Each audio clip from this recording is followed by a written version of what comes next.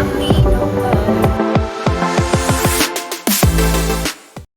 you guys, welcome back to my channel, Vibing After Dark _ with Mo. And if you're new to my channel, how about hit that subscribe button? And if you're a returning subscriber, how about sending to a family or a friend so they can vibe out with us? And please, please, please, please like this video. That helps out a lot, and thanks in advance. Okay, so as you can tell by the title and the thumbnail, we have two topics to get into today. The first one is going to be this reoccurring topic of DjEnvy and Gunplay. So if y'all have not watched my last video, I will leave the link to that in the comment section below, and this is what the video looked like, so y'all can go back and listen to that conversation. And then, like I said, yesterday was a holiday, Memorial Day, so today's Tuesday, and they finally came back into the studio, and DjEnvy was supposed to give a public apology. And so I'm gonna let y'all listen to what he had to say, and then I'm gonna come back with my thoughts on that, and y'all leave me y'all thoughts on that. And we're also going to be talking about Danileigh.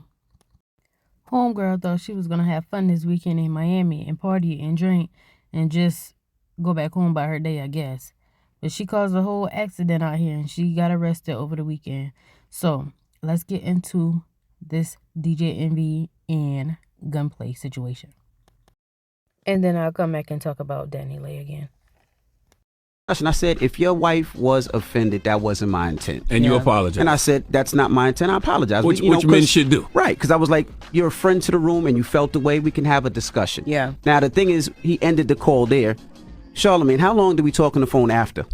We talked for about 10 minutes after. And, and how was that? How was the conversation? The conversation was very, very cordial. We were talking about families. We were talking about how we first started. Talking about how to squash this issue between you and Ross. And even how Gunplay, even though he's had his beefs and problems in the industry, he still was a friend. The wife was offended. That wasn't my intent. And you apologize. And I said, that's not my intent. I apologize. Which men should do. Right. Because I was like, you're a friend to the room and you felt the way, we can have a discussion. Yeah. Now, the thing is, he ended the call there.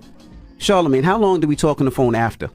We talked for about 10 minutes after. And, and how was that? How was the conversation? The conversation was very, very cordial. We were talking about families. We were talking about how we first started. Talking about how to squash this issue between you and Ross. And even how Gunplay, even though he's had his beefs and problems in the industry, he still was a friend to the room. He would come up and he would do all these things on the show. We laughed, we joked. We got off the phone positive. Yeah. Got off the phone positive. But two things we should add to that. The GoFundMe was in reference to an issue that his daughter was going. But I didn't mention. I just mentioned that he had a GoFundMe. That's all I mentioned. And number two, I think Gunplay was expecting a public apology, but you weren't here. Exactly. Yesterday, where were we? It was off for Memorial. Not here. But I thought it was dope because I thought it was two men having a problem, a disagreement, and handling it like men. Yeah. And I was like, you don't see that. So the fact that we can have that discussion, I thought that was dope. But then when you record a phone call, and I just thought that was, it was chasing something else. Yeah. Is he still doing Love and Hip Hop? Is he on Love and Hip Hop still? Yes. Okay. Because then that's probably the reason for him recording. I really honestly feel like, yes, he definitely could feel some type of way. He definitely has the right to feel some type of way because it's still bringing him into a situation that he had nothing to do with. But it's just the recording. I just think it's just all egos and it's a lot. Egos, and when you're dealing with people's family issues, you know what I'm saying? Like nobody wants to see their wife crying. Nobody wants to see But that's why I said that wasn't my intention. And like I said, I didn't mention his wife or his child. What it was, I just said he put up a GoFundMe and I was talking about Ross helping his friends. That's where it came from. So it never went to him. Exactly. But another thing that people got to understand too, right? And this is a side note. It is against the law to record somebody's phone conversation and not tell them. That is against the law. I can't stand it. I don't know why people do that. And I want people to understand, right? Florida is where this happened, right? Under Florida statute 93403, secretly audio recording of another individual is a third-degree felony offense, punishable up to 5 years in prison and a fine. Okay, you guys, so y'all just heard what went on with that whole conversation with DjEnvy and the Breakfast Club cast members. Now I feel like this is about to open up a whole nother can of worms because I feel like, in my opinion, you guys, I feel like DjEnvy was like kind of deflecting on the fact that how he made Gunplay feel, and he was overriding now his feelings of the phone recorded conversation to me, he didn't give a sincere apology. He kept saying, yeah, and I apologize. If his wife felt that way, I apologize. He kept saying that. If I made his wife felt like that, I apologize. There's no if.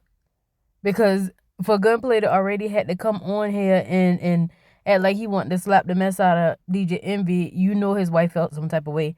Because at that point, Gunplay had to feel like he was a protector to his wife.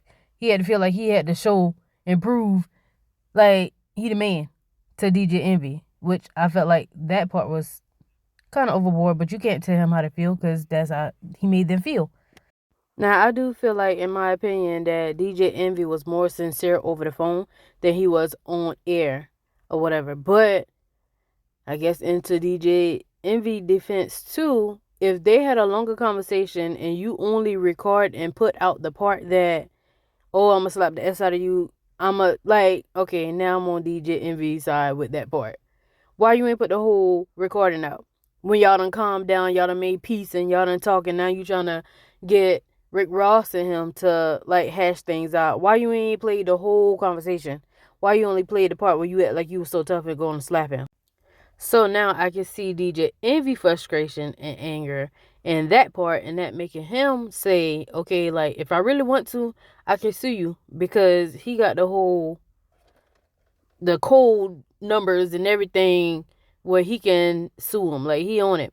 But I really don't think that DjEnvy is going to sue him. And I hope not, because like I said, DjEnvy also too got to take into consideration of how he made them feel. And it's just, I feel like he shouldn't sue him unless it's dead. You made them feel a way. He made you feel a way by putting out the video. The recording. So just call it even. Let bygones be bygones. Y'all be done with that. And that's my opinion on it. Y'all let me know what y'all think about it in the comment section below. On to the next topic. Miss Danileigh, she is the singer and songwriter. And a lot of people probably don't remember her because she have not really made any hits recently.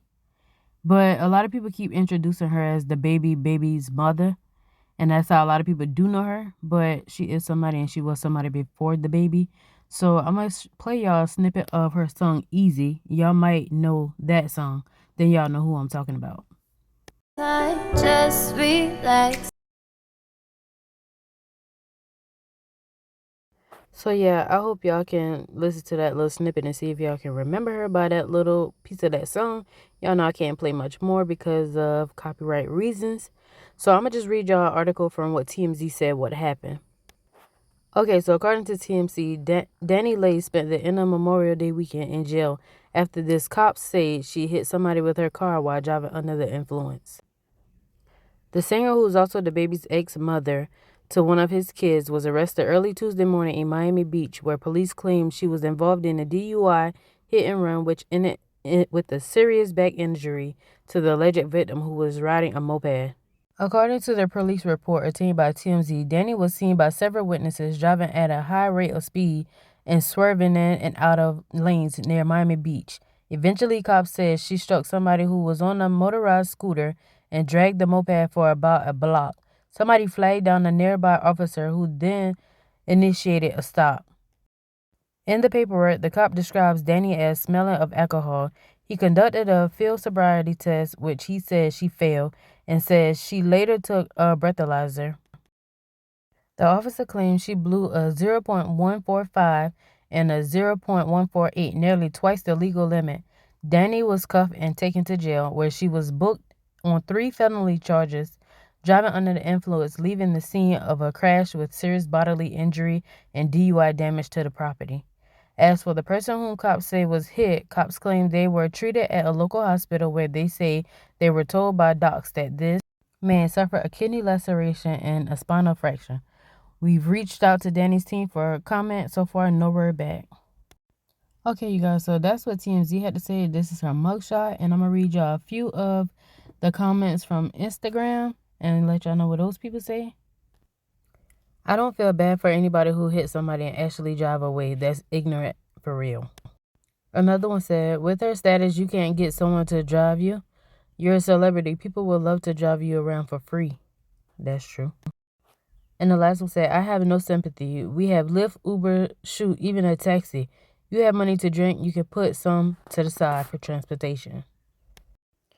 I hope this man is gonna come out okay, and whatever they do with her is whatever they're gonna do with her. I have no sympathy either. But, y'all let me know what y'all think about this whole situation in the comment section below. I do comment back, and I'll hit you guys on the next one. Bye.